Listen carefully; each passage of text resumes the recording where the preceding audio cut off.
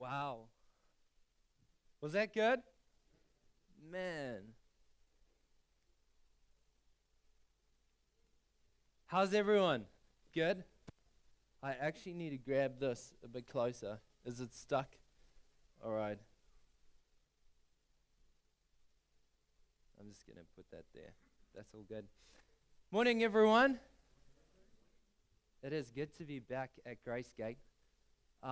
And I had a bit of FOMO over the past couple of weeks. I've been away, and one of the things I saw was all the excitement and all the energy that has been happening here at Gracegate. And if you've missed it, if you've been at home, or you didn't see the SALT holiday program, or even this past week, just the camps that have happened, like I got a bit of FOMO, and good to be here today.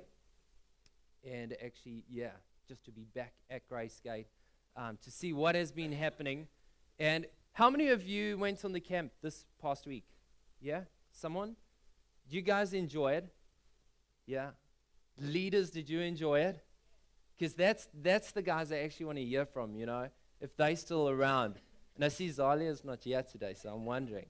But one of the things that Zalia shared with me actually just this past week, and Volta as well, is that at the radio camp, one of the coolest things happened was right after the camp, they all got together and they said, hey, let's do a prayer together.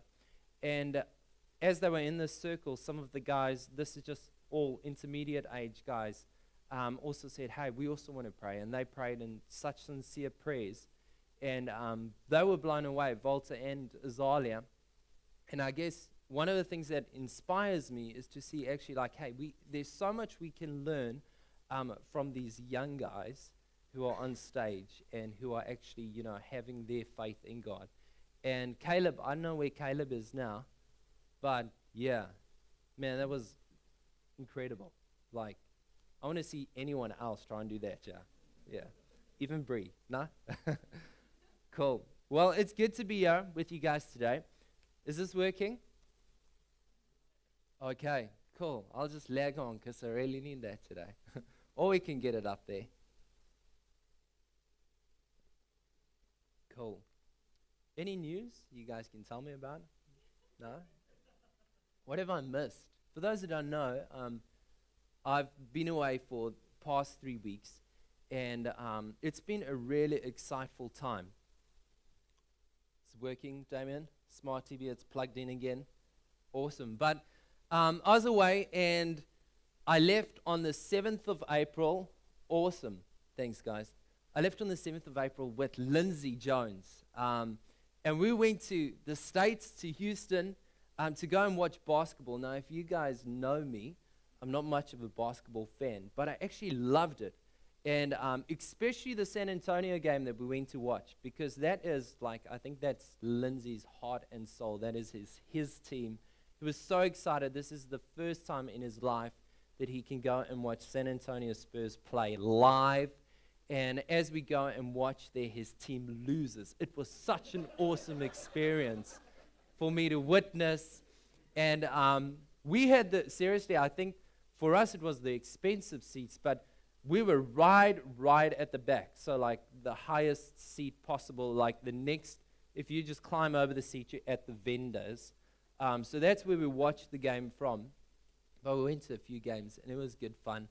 And after that, we went and did some leadership coaching with the John Maxwell Co. And it was seriously a privilege to be with some of the kindercare leaders as well, and to be just learning and growing and actually discovering more about how we can lead people.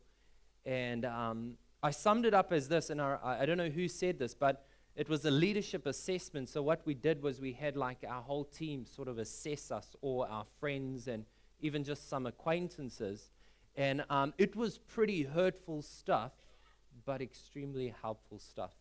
And I think that's often how God sort of wants to work in our lives. He sort of challenges us and actually reveals some blind spots that we might have and says, hey, have you ever thought of this thing that you haven't seen?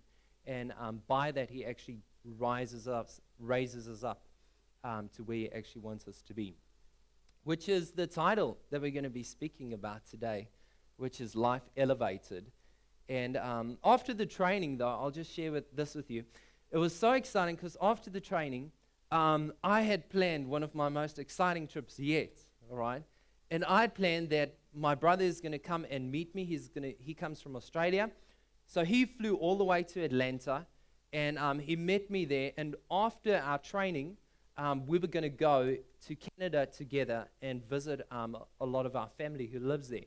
So it was really exciting.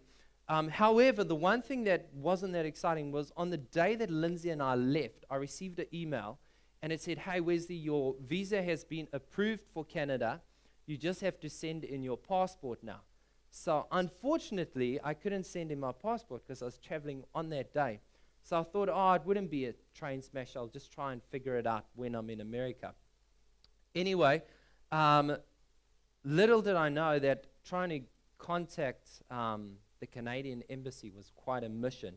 And you can only send emails. And I kept sending emails and emails and emails and emails, and I didn't hear anything from them.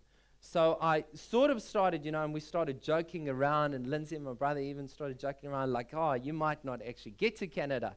And, it was a big joke.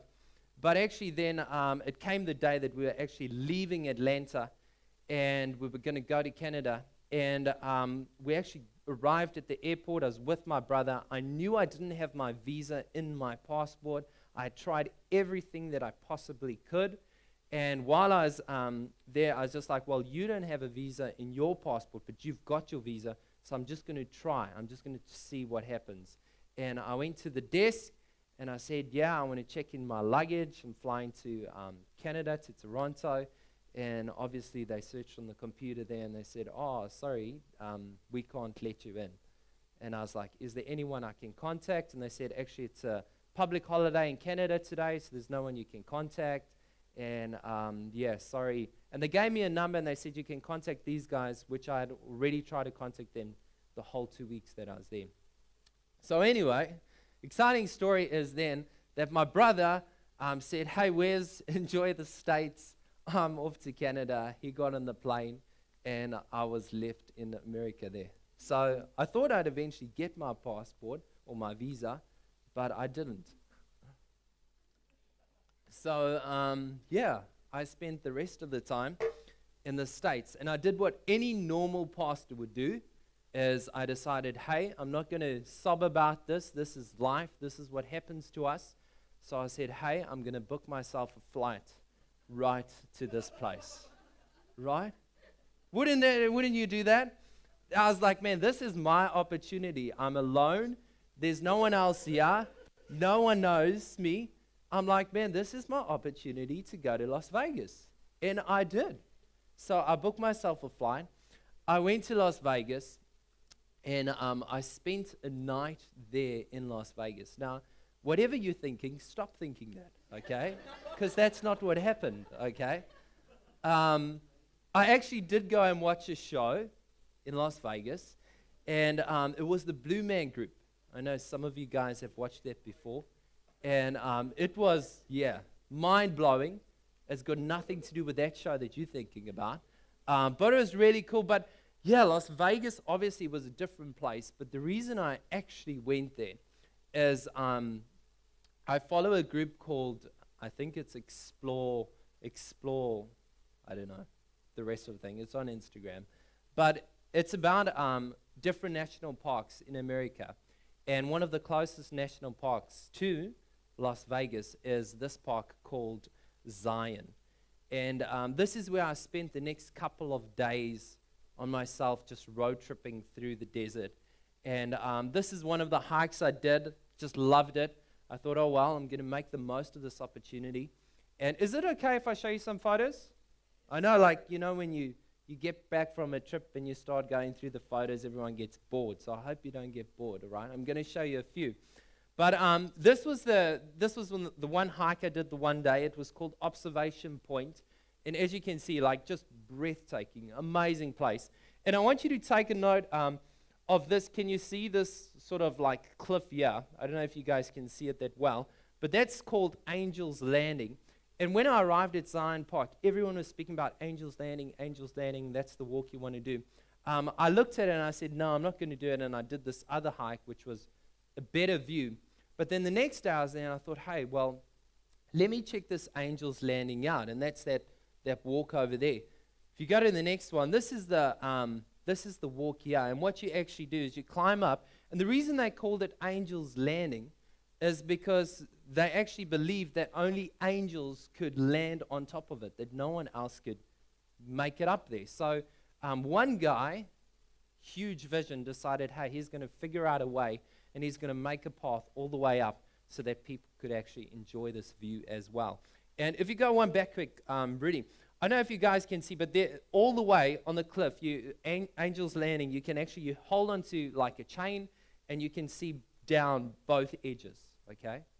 So it's pretty high and scary.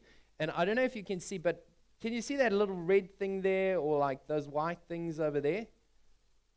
If you can't, but those are people, okay? Those are people on the ledge. And then we go up, and these are all people then climbing up on this Angel's Landing. And here's another photo over here where you're actually climbing up, and this is sort of how it looks, and you can see down both sides. So it's pretty scary. I thought, man, it won't be that scary, but I was scared. I was like holding on to the chain the whole time. And think about this. When you do this, we did it pretty early, but when you're coming back down, there's just literally thousands of people all trying to hold onto the chain. So it gets a bit more like, the heart's beating. So anyway, that's what I did. And then after the Zion Park, I said, man, one of my biggest dreams is to go to the Grand Canyon. So I took some time and I spent it at the Grand Canyon hiking and exploring it there. And on my final night there, I was like so excited because everyone speaks about, hey, you need to see. Has anyone been to the Grand Canyon yet? Yeah? You have. Did you guys see a sunset and a sunrise? Yeah? Well, that's what everyone says. They say you have to see a sunset or a sunrise. And I was like, yes. Like the photos are breathtaking. So I went and I sat at one of the points where you can actually see the sun setting. And as I was at this place where you can actually see the sun setting, I was like, man, you know what's going to be the most awesome thing is if I take a time lapse, all right, of the sun actually setting over the canyon. And as I was chatting to some people, I was like trying to schedule the time so I didn't make it too long. And as I looked at my phone again, guess what? My battery had died. So this is the best photo that I actually had of the sunset. I didn't do the time lapse. So it was pretty discouraging. This was my one opportunity to actually be there, and I couldn't go the next night. I was leaving. But it brings me to the topic that I actually want to speak about today. And that is about, like, have you ever had a time in life where, your life is just pretty deflated? You've had that, that sunset, just fall down on you, a time in your life where you're actually just feeling really discouraged, you're feeling disappointed, you're sort of doubting everything. If you haven't felt that, you know of someone who maybe has felt that. Even today as you're sitting in church, you may be feeling that as you sit today in church.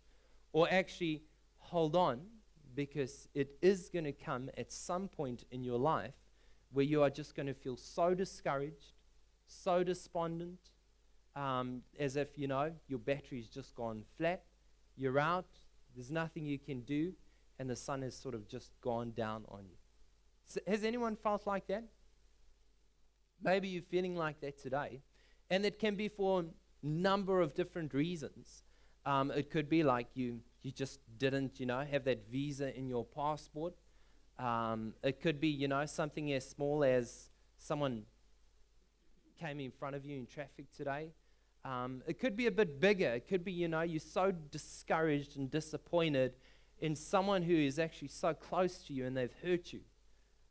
It could be, something you heard someone saying and you sort of, just so discouraged and disappointed in that they would actually speak that way about you.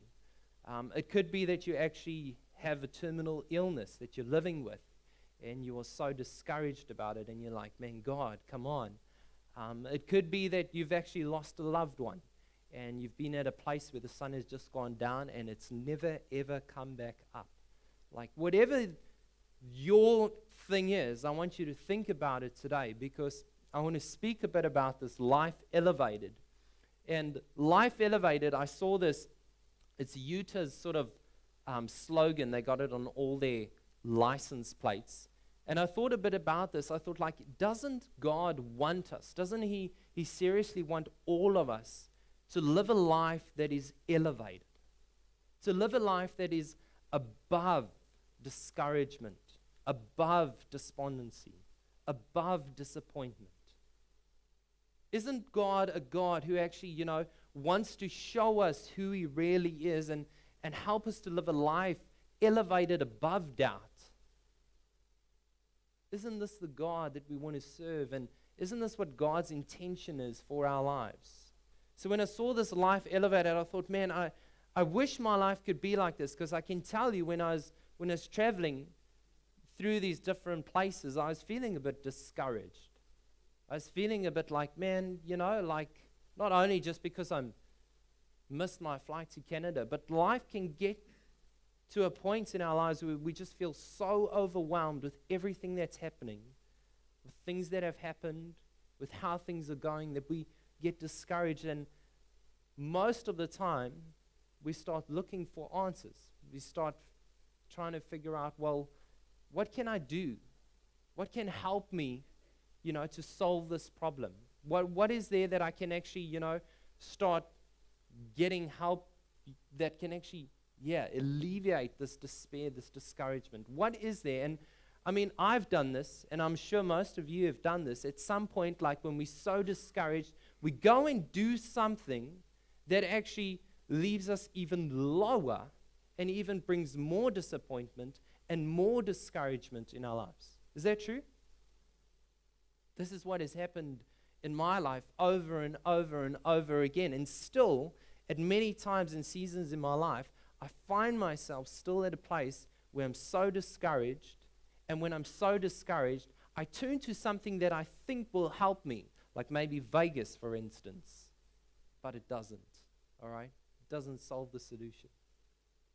Have you ever been at a place where you're feeling discouraged or despondent, or you're doubting, like, hey man, isn't there more? Today I want to share a short passage from Scripture, and it's just so short, but I think it's some of the most empowering words that we can actually engrave on our hearts, that can give us hope, that we have whenever we're feeling despondent, this is the solution. I feel this is the thing that can truly help us to continually move forward and actually live a life that's elevated, that God actually wants us to. So if you have your Bible, or if you don't, I've got it on the screen. You guys all awake still? Cool. It is Isaiah 40, verse 28 and 31. How many of you have heard this passage before? Like, just by that, some of you might already recognize this passage. It's a well-known, seriously well-known Christian passage that a lot of us Christians cling to. And I think this really spoke to me over these past few weeks. And I was like, man, I want to share this, because I think this is what God is speaking to my life. And He's like actually saying, hey, Wesley, I want you just to understand.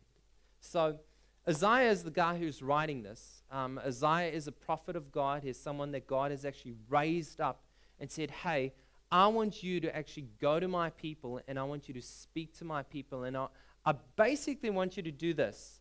I want you to tell them how bad they are. I want you to actually show them that they are living in sin, and that sin is actually just bringing them down more and more and more. And then I want to show them, and through you, Isaiah, I want you to actually show them who I am, and I want you to actually show them that I have so much hope for their lives. So this is what Isaiah does. And Isaiah, the whole book of Isaiah is 66 chapters, and it's very similar to like the Old Testament and the New Testament, because the Old Testament, or the whole Bible, has 66 books, but in Isaiah it also has 66 chapters. 39 of those chapters are pretty much just, hey, you guys are living in sin. You're falling down, you're not getting out of your sin, And actually, the next 27 chapters are all about this promise, this hope, that there's this Messiah. So this is basically the start of it. And I just want these 4 verses. I want you to read them with me today and understand them and hopefully just ingrain them in your heart. All right. He starts off like this. Isaiah says, hey, do you not know? Have you not heard? Do you not know? Have you not heard? I thought a bit about this, and I thought, man, like this is how he opens up this argument where the people are actually living in a place of despondency, where they're actually living in a place where they're out, and they're thinking, man, is God actually, my source of energy in life anymore? Like I feel as if I'm just living in the valley. And he answers, and he says, like, don't you know?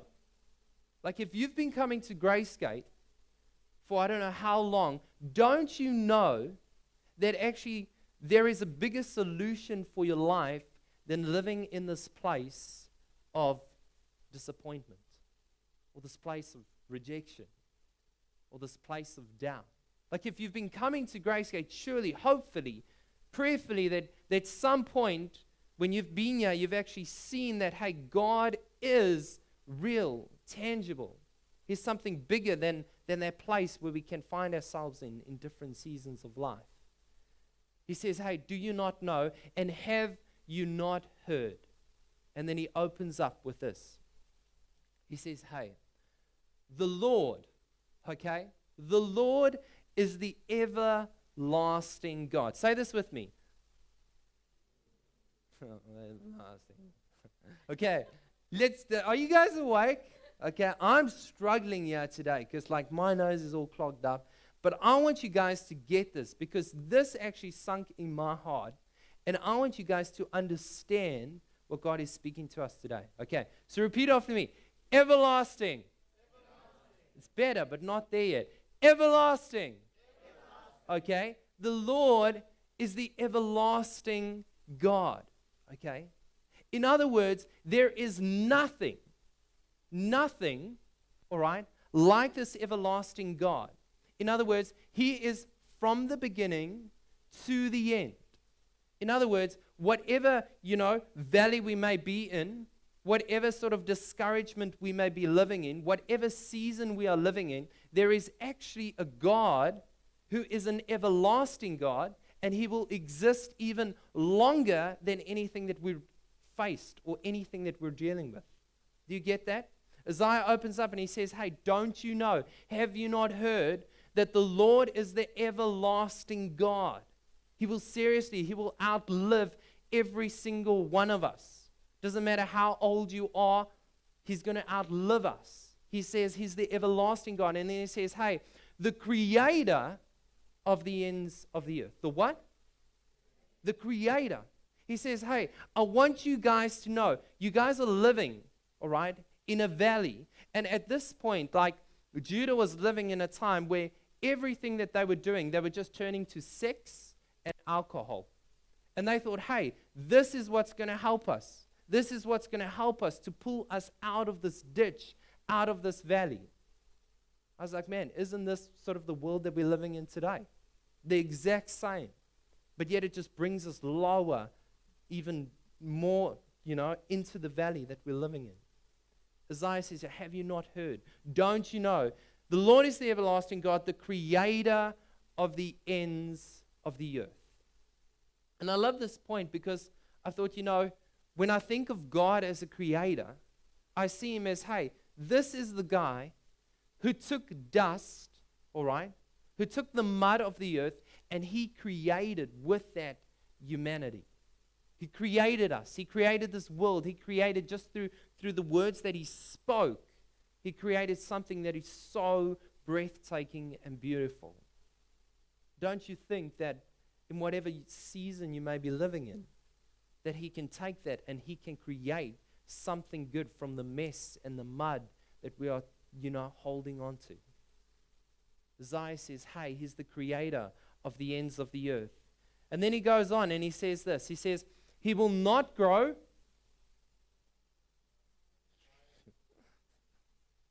tired, okay? He will not grow tired or weary. He will not grow tired or weary, and his understanding no one can fathom. Isaiah says, hey, I want you to understand who this God is, all right? I want you to understand, I want you to see what kind of God this is. He's a God who will never grow tired or weary. Though you may grow tired or weary, how any, thing that may be in and that we think is the thing that we can cling to that will actually help us in life, that will grow weary. But he says, hey, I want you to understand this God is a God who will never grow tired or weary. And then he says, hey, his understanding, no one can fathom. And I thought a bit about this. I thought, man, but yeah, that's the problem, right? It's like we can't understand how God works. Freak, it's so difficult. But maybe that's the good thing. Maybe that's the blessing, because maybe that's why he says, hey, I want you to put your faith and trust in me, because the way I work is so different to the way you think. My thoughts are so much higher than your thoughts. When you're thinking like, this is a big thing, yeah, I've got a massive, gigantic, better, bigger picture of your life. This is what God is saying. He goes on, and then Isaiah says this.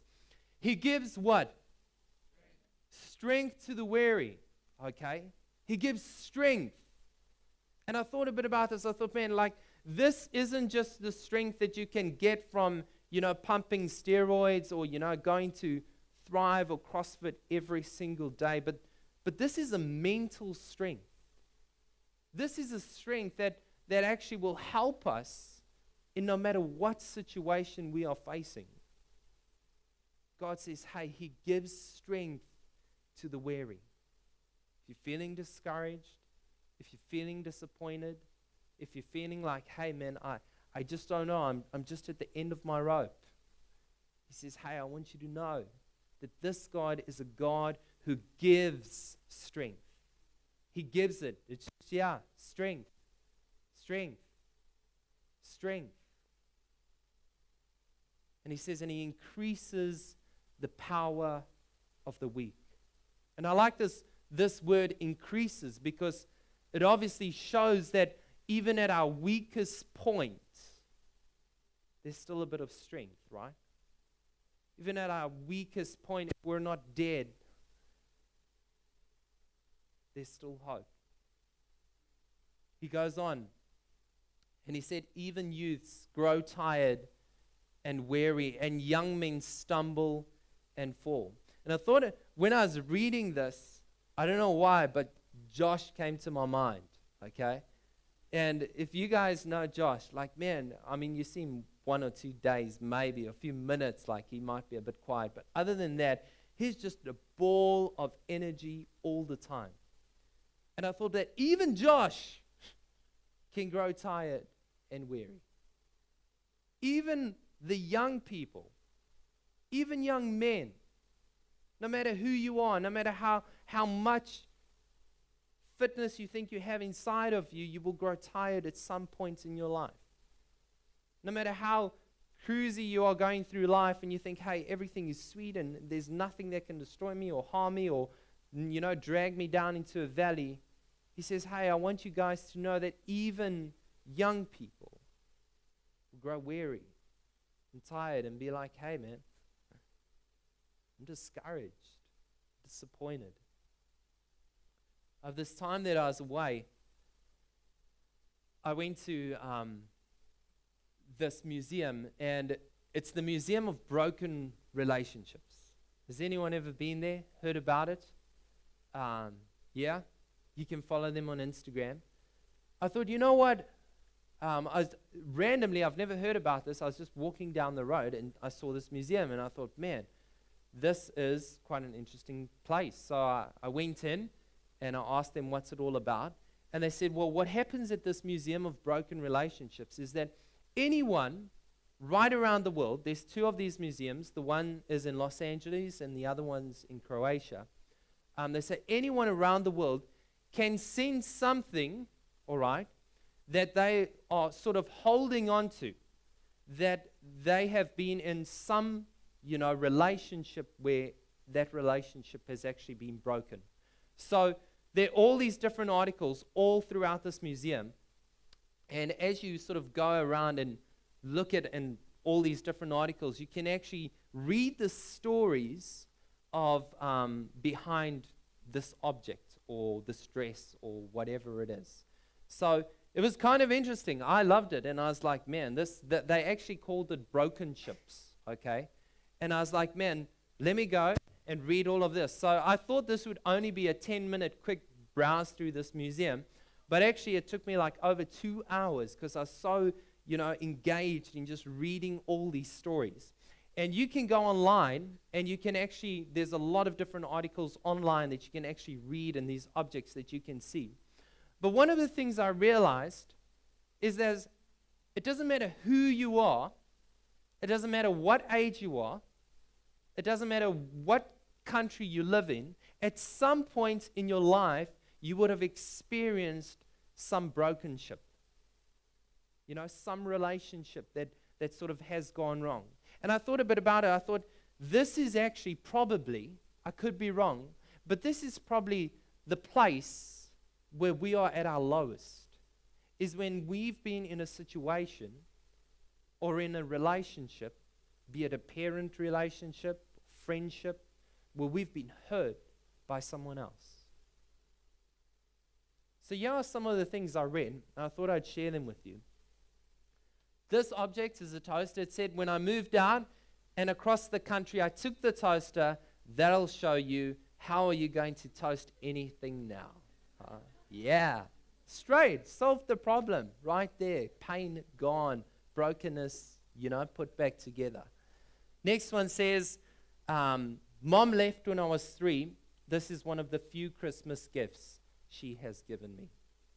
So this is a place, think about this, these objects are what they actually send, all right? They send to this museum and they store them and they display their story.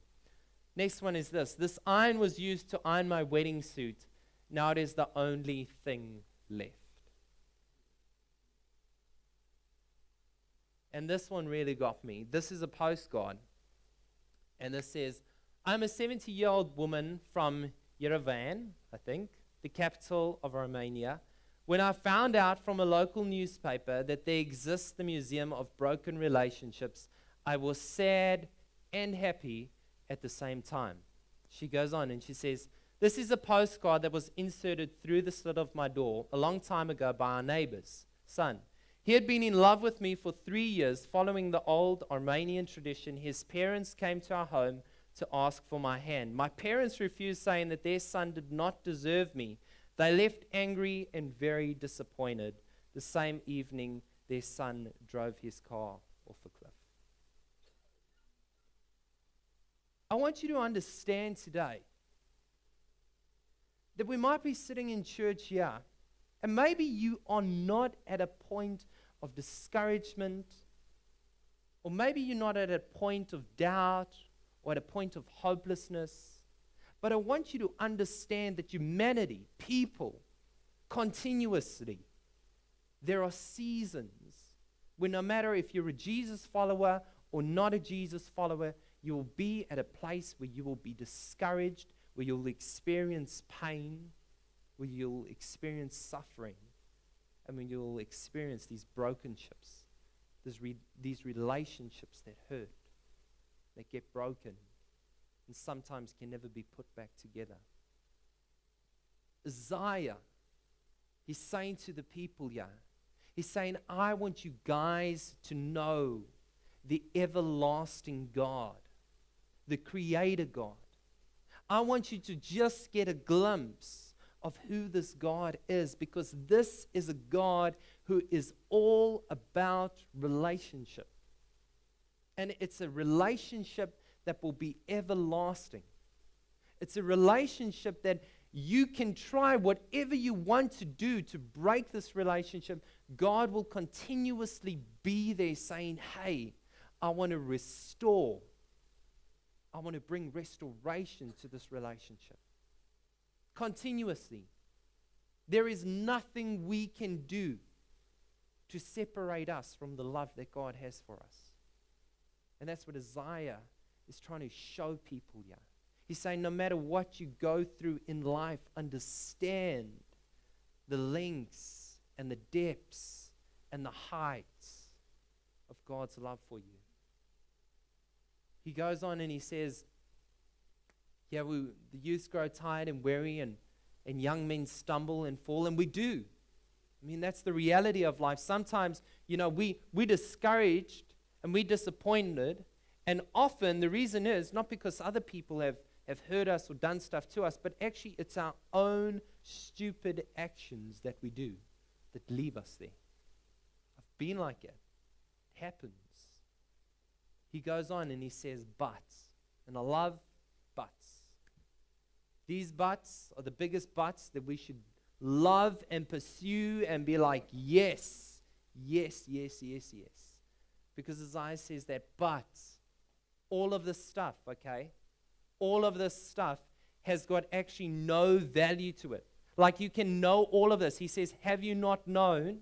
Have you not heard? Like, you can know all of this stuff. You can hear all about it, but still it can have no tangible point in your life if you don't actually do the next step that he is actually challenging us to do. And he says, hey, but those who hope, who do what? Who hope. Other translation says, but those who wait upon the Lord. He says, but those who hope in the Lord will renew their strength. You see, there's a disconnect, and I think that how many of us live is that often we're in this place of discontentment, and often we're putting our hope in so many other things that we think is going to actually solve the problem or bring us to a place that we can live a life that is elevated. But constantly, it just takes us down. But here Isaiah says, hey, I want you to hope in the Lord. Now, if I could give you a set formula of how to do that, I would, but actually I don't know how. All I can say is, hey, it's about maybe just leaning in a bit. It's maybe about just taking one step forward and saying, hey, God, you know where I'm at. I need you.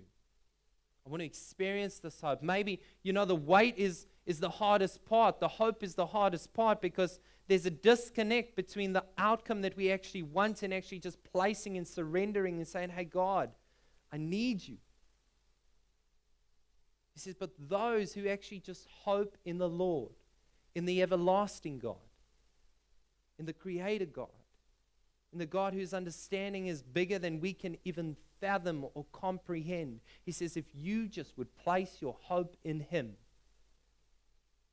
you'll renew your strength. He's going to renew your strength. Goes on and he says, they will soar on wings like eagles. I love this description, and Isaiah is quite a poet. He's a prophet, but he's quite poetic in his teachings. And yeah, he says they will soar on wings like eagles. I thought a bit about that. I sat and I thought, what is this actually saying? What is he trying to communicate to me here? And I thought Caleb did a brilliant job today at communicating soar. Did you see how eloquently, he did all those moves? Often, I thought about this and I thought, man, when I place my hope on God, I look like, that stupid bird that just can't stop flapping like you can't believe, all right? Like it just keeps going up and down crazily. But yeah, he's saying, hey, if you place your hope in God, he's saying you're going to soar on wings like eagles. And eagles, I love his thought because eagles, I've never seen them go crazily, just the whole time flapping. They do that for a couple of times, but then they just start soaring. They just start gliding.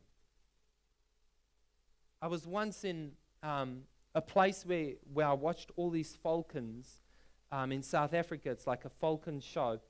And what they do is they have the bird on the trainer's shoulder or whatever arm, And then they actually say, we're going to show you what this bird actually does. And they have like a strap of meat on their entail or whatever.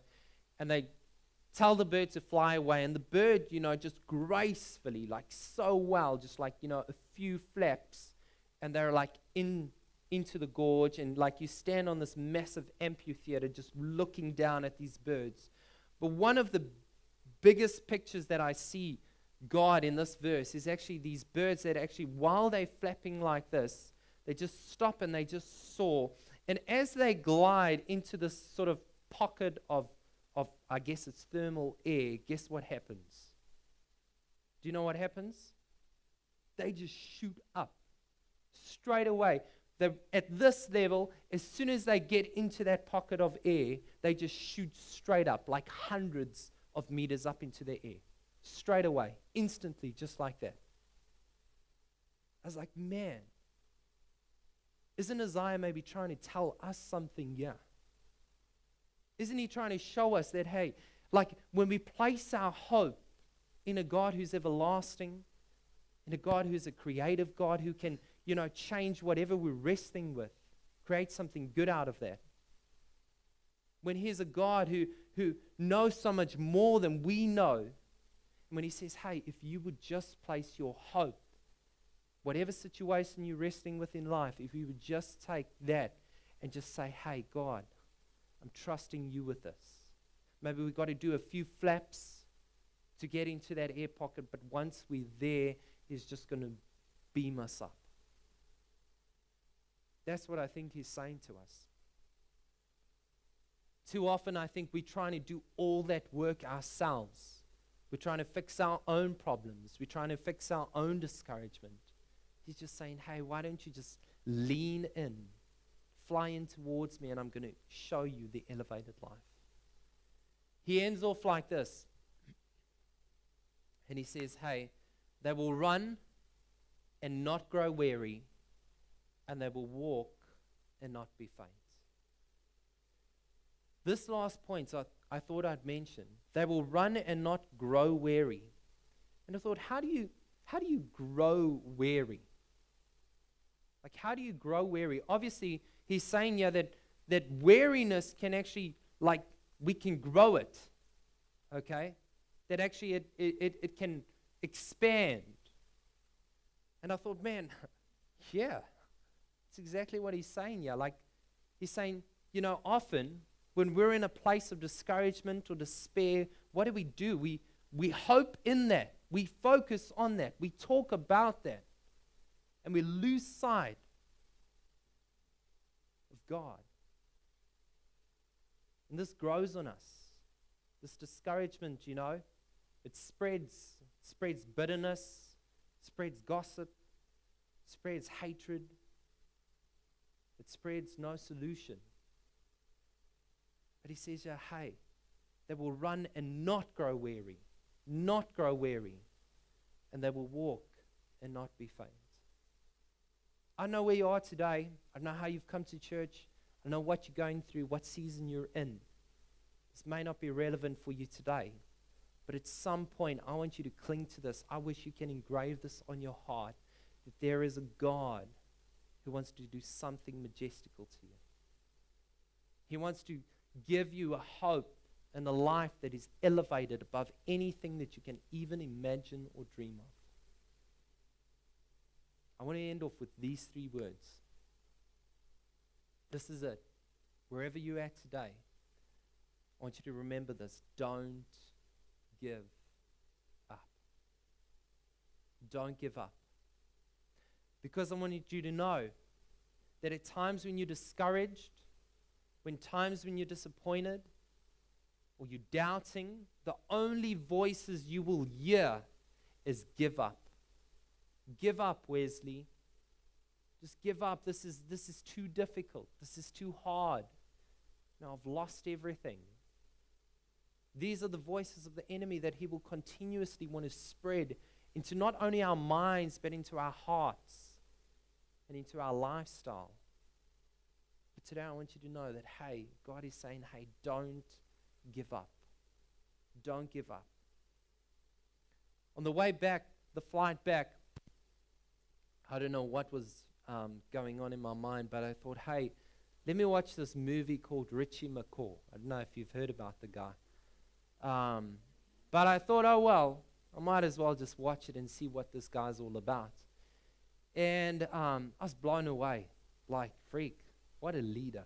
Honestly, his whole movie, his whole story was amazing. And even though he cheated a lot, in rugby and stole the ball when he shouldn't have, or the refs didn't call it, he's a great leader. And one of the things that was in this movie that I was watching was a point in my life where I can remember I was so discouraged and disappointed because of sports, right? And it was, and I don't know who was here, but I think we actually watched it here at Gracegate. Maybe Kenny was here. And it was a game between the All Blacks and the Springboks. And the Springboks, were winning. Like, man, they were just thumping the All Blacks. I was so excited. And I'm sorry, I'm just going to tell you this. I was so excited because I saw the expression on Kenny's face, all right? And I know he was discouraged. And there were only 2 minutes left, all right? Only 2 minutes left. But guess what? The game wasn't over. The game wasn't over. And in those 2 minutes, the All Blacks came back, they scored a try, and they won the game. So discouraging, so exciting for all the All Blacks. But it teaches me a valuable lesson as well in life. That, hey, even though you think the game is over and there's still 2 minutes, there's still time. There's still time that God can do something in your life that you can't even imagine or dream of. There's still time on the clock. Whatever your season is, whatever you're experiencing today, I want you to be encouraged with these 3 words: that don't give up. Because there's a God who says, hey, when you hope in me, I'm going to show you what an elevated life is all about. I'm going to take you to places that is so much higher than the valleys that you may be living in. God, today, your word speaks to us in a way that, honestly, like, there's depth in it, God. And you know our hearts today. You know where we're at. You know the seasons that we're going through, God. And I pray that whatever discouragement, whatever doubt, whatever place we may be in our life today, God, I pray that you will help us to see who you are, to see a true picture and a clear picture of the type of God that you are, and the life that you would love us to experience and live. God, wherever we may be sinking today, I pray that you can just grab us and that you can pull us out and you can just say, hey, just lean in a bit more. Just trust me in this. Yeah, it may be painful. Yeah, we might have to give up some stuff, but seriously, God, show us that when we trust in you, you will take us to heights that we couldn't even dream of. So today we're here, and I pray, God, that it will be our personal desire that we will connect with you. That as we leave church today, we can say, hey, you know what? I'm going to throw that away. I'm going to change directions. I'm going to start focusing on a new picture because I see hope, and hope has a name, and that's you, Jesus. So today we're trusting in you, and we're saying, hey, God, we're not giving up because we know there's life and life in abundance in Jesus. And this is our prayer and desire today. Amen.